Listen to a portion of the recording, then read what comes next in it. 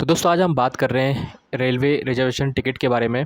दोस्तों अक्सर हम रिजर्वेशन करवाते हैं और जब हम रेलवे स्टेशन से रिजर्वेशन करवाते हैं तो हमें इस तरीके की एक टिकट मिलती है। लेकिन उस टिकट में बहुत कुछ लिखा रहता है जो हमें कभी समझ में नहीं आता है कि वहाँ पे क्या-क्या लिखा है और हमें कुछ चीज़ें ना समझी के कारण हम गलती कर बैठते हैं। तो मैं आज आपको इस टिकट के बारे में बहुत सारी इन्फॉर्मेशन दूँगा जो आपके बहुत काम आने वाली है जब भी आप ट्रेन में सफ़र करते हैं। जब भी आप रिजर्वेशन करवाते हैं रेलवे स्टेशन से तो आपको इस तरीके की एक टिकट मिलती है। आप देख सकते हो सामने हमारे स्क्रीन में एक टिकट आपको दिख रही होगी। इसी तरह की आपको टिकट वहाँ से मिलती है। अब बात करते हैं दोस्तों इसमें लिखा क्या-क्या रहता है। तो दोस्तों अगर आप इतनी सी टिकट की बात करें यहाँ से नीचे तक लेके, तो आप देखोगे यहाँ पे पीएनआर नंबर लिखा है, देख रहे हैं? ये सबसे मेन होता है दोस्तों टिकट का। जब भी आप रेलवे रिजर्वेशन करवाते हो तो आपको टिकट में आपको एक पीएनआर नंबर दिया जाता है। अगर आप ऑनलाइन करवाओगे तब भी आपको मिलता है और अगर आप रेलवे स्टेशन जाकर करवाते हो तब भी आपको मिलता है। और उस समय टिकट में आपको पीएनआर नंबर यहाँ पे लिखा रहता है। आप पीएनआर नंबर देख रहे हो और ये आपका जो पीएनआर नंबर है यहाँ पे इस तरीके से छपा रहता है। ये टोटल 10 डिजिट का होता है। आप देख सकते हो यहाँ पे 870 वाला जो नंबर लिखा है ये हमारा पीएनआर नंबर है, ठीक है? अब दोस्तों दूसरी बात करते हैं यहाँ पे और क्या-क्या है। आप देख सकते हैं यहाँ पे जो टिकट नंबर दिया है ये हमारी टिकट का नंबर है। हमारी टिकट का जो नंबर है ये आपका एक नंबर दिया जाता है कि आपकी इस नंबर की टिकट कटी गई है। तो ये भी आपके वहाँ इतना काम नहीं आएगा। सबसे मेन जो होता है दोस्तों वो होता है पीएनआर नंबर। अगर ये टिकट आपकी गुम भी जाए, आपसे मिसमैच हो जाए या आप कहीं खो जाए, तो बस ये जो नंबर है इस नंबर से आप अपनी पूरी डिटेल निकाल सकते हो ऑनलाइन से। या फिर आप टीटी को ये नंबर बता करके भी अपनी डिटेल पता कर सकते हो, ठीक है? तो आपके पास कभी अगर टिकट टिकट है तो आप इसका नंबर ज़रूर रखिएगा, ये सबसे मेन होती है। अब दोस्तों बात करते हैं इसमें और क्या-क्या लिखा रहता है। तो देखिए दोस्तों यहाँ पे आप देखोगे इसका टाइमिंग लिखा है। आप देख सकते हो आपने टिकट किस दिन कटवाए हो उसकी डेट लिखी है। उसके बाद यहाँ पे लिखा है 22191, ये आपका ट्रेन का नंबर है, ठीक है? उसके बाद दोस्तों अगर आप नीचे आओगे तो यहाँ पे लिखा है कि आप किस ट्रेन से कहाँ तक जा रहे हो। यानी कि हम जा रहे हैं इंदौर से पिपरिया तक। तो जहाँ से आपने ने सफ़र करना चालू करना है जिस स्टेशन से, उसका नाम आपको यहाँ पे लिखा मिलेगा और आप जहाँ तक जा रहे हो उसका स्टेशन का नाम यहाँ पे लिखा मिलेगा। अब यहाँ पे दोस्तों ट्रेन का नाम क्या है? तो यहाँ पे लिखा है इंदौर जबलपुर विशेष। तो दोस्तों ये इंदौर जबलपुर वाली ट्रेन है जो उसका नाम यहाँ पे आप देख सकते हो, ठीक है? ये होती है कुछ ख़ास इन्फॉर्मेशन जो टिकट में आपको पता होना चाहिए। अब बात करते हैं दोस्तों, अगर आपने रेलवे रिजर्वेशन करवाया है तो आपने कौन-सी स्लीपर में मतलब कौन से कोच पे अपना रिजर्वेशन करवाया है। तो कोच का जो है नाम यहाँ पे होता है। तो आप देख रहे हो अगर आपके एसी कोच होगा तो एसी का यहाँ पे डिटेल होगा, अगर आपका स्लीपर कोच होगा तो स्लीपर का होगा। तो फिलहाल आप देख सकते हो यहाँ पे एसएल लिखा है, एसएल का मतलब होता है स्लीपर।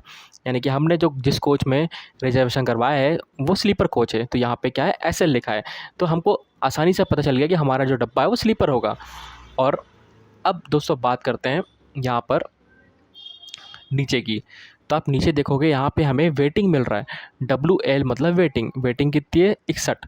नीचे की एक और वेटिंग देखिए 62। अब हमारे इसमें हम 2 लोग जा रहे हैं तो 2 लोगों की डिटेल दी है। आप यहाँ पे देखोगे 61 वेटिंग और 62 वेटिंग में हमारी टिकट कटी है, ठीक है? और 50 और 51 जो है वेटिंग चल रही है।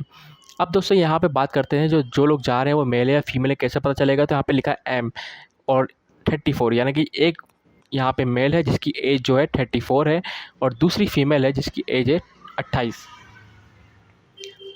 अब दोस्तों बात करते हैं यहाँ पे ये कुछ चार्जेस हैं यहाँ पे दिए गए हैं और जो आपका टिकट का चार्ज है वो यहाँ पे कोने में लिखा है, देख सकते हो आप 540, ठीक है? इसके बाद दोस्तों आप नीचे आओगे तो यहाँ पे आपको वही सब डिटेल दी गई है और यहाँ पे आप टाइमिंग देख सकते हो कितने बजे आपकी ट्रेन पहुँचेगी, उसकी डिटेल दी गई है। अब दोस्तों ये तो हो गई एक वेटिंग टिकट की बात। अब हम एक टिकट और दिखाते हैं जो आपको वेटिंग नहीं है क्लियर होगी। ये देखिए, ये हमारे पास वैसी एक टिकट और है। आपको अगर क्लियर हो जाती है टिकट, मानिए अगर आप रेलवे रिजर्वेशन करवाते हो और उसी समय आपको टिकट क्लियर मिलती है, तो यहाँ पे आपको इस तरीके की कुछ टिकट मिलेगी और टिकट में वही सब कुछ लिखा रहेगा। जैसे पीएनआर नंबर हमने आपको बताया था, ये देखिए 10 अंक का पीएनआर नंबर मिलेगा, टिकट नंबर यहाँ लिखा रहेगा और वही सब डिटेल यहाँ पर रहेगी कि आप कहाँ से कहाँ तक जा रहे हैं और कौन सी गाड़ी का नाम लिखा रहेगा। ये देखिए नाम लिखा है। और दूसरी बात दोस्तों, अब बात आती है यहाँ पे अगर आपकी रिजर्वेशन टिकट क्लियर है तब आपको यहाँ पे आप देखोगे जो आपका स्लीपर कोच है, स्लीपर कोच बहुत सारे लगे रहते हैं ट्रेन में, तो आपको स्लीपर कोच कौन से नंबर का मिल रहा है वो यहाँ पे लिखा रहता है।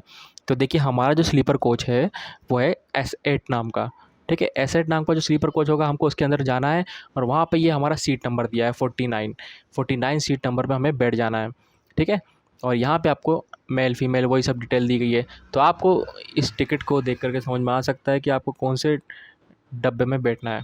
दोस्तों एक बात और, अगर आप लोग इस टिकट को ऑनलाइन चेक करना चाहते हो, अगर आपकी वेटिंग टिकट चल रही है, तो इस टाइप से अगर वेटिंग आपका दिखा रहा है और आपको टिकट चेक करना है कि आपको सीट मिली या नहीं मिली है, तो मैं आपको एक चीज़ बता दूँ, आप उसको ऑनलाइन पीएनआर नंबर से चेक कर सकते हैं। उसके लिए मैंने अलग वीडियो बनाया, आप देख सकते हैं कैसे चेक करना है।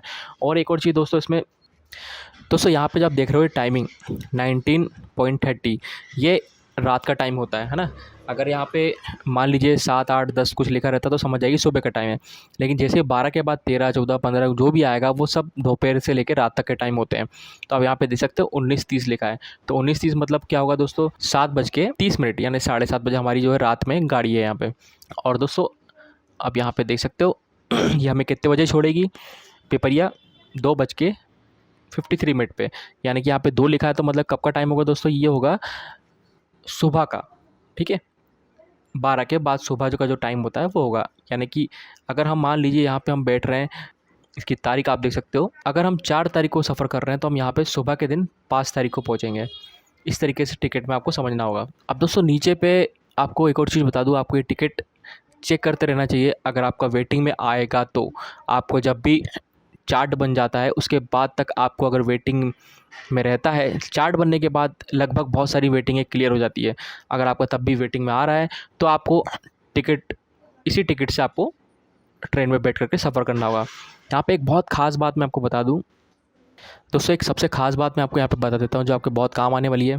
दोस्तों ये जो टिकट हमने कटवाई है वेटिंग की, ये हमने रेलवे स्टेशन से कटवाई है। अगर आप इसे ऑनलाइन कहीं से भी कटवाते हो और अगर ये वेटिंग में मिलती है तो ये वैलिड नहीं होती है। अगर लास्ट मोमेंट में आपकी टिकट वेटिंग में ही चल रही है, अगर आपने उसे ऑनलाइन कटवाया है और वो वेटिंग में है, तो वो टिकट वैलिड नहीं होती है। आप उस टिकट से ट्रेन में सफ़र नहीं कर सकते हो। लेकिन ये जो टिकट आप अभी स्क्रीन में देख रहे हो, ये हमने रेलवे स्टेशन जा कर के कटवाई है।